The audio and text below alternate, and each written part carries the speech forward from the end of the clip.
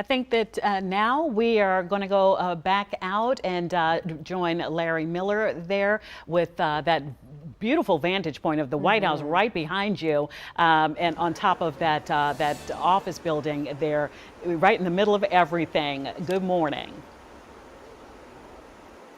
Guys, good morning to you. Of course, good morning to you at home. I want to piggyback on a point that you made about the president's tie.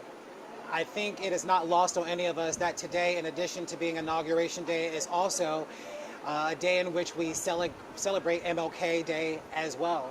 And so the tie potentially symbolizing the sort of tone and tenor of the speech that we could likely hear from the president once he is sworn in this afternoon and gives his inaugural address about bringing the country forward, uniting the country in what has been and what was a rather divisive and contentious race for president.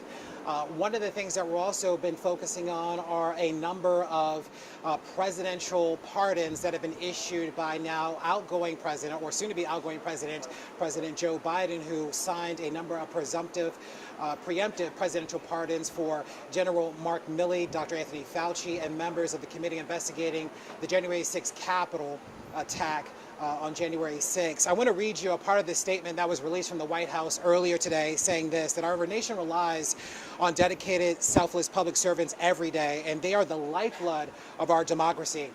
Yet public servants have been subjected to ongoing threats and intimidation for faithfully discharging their duties.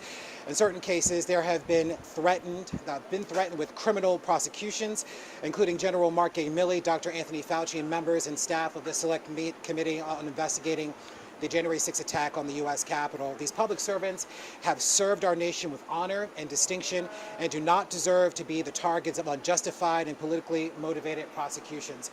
So these are yet more pardons that have been signed by President Joe Biden, and he is now going to be leaving office with a record number of pardons and commutations signed by him. We just talked about the 2,500 that were signed on Friday.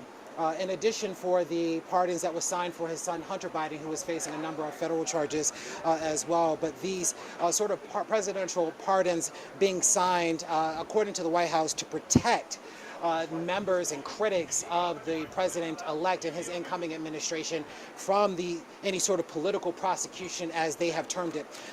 But we know that these sort of presidential pardons have also been the subject of fierce criticism, and so we anticipate that the legislative branch will try to address this in some way. What they do, how they will do it, still remains to be seen, but we know that this is something that they do plan to tackle once the president-elect is now, or then becomes, the 47th president of the United States.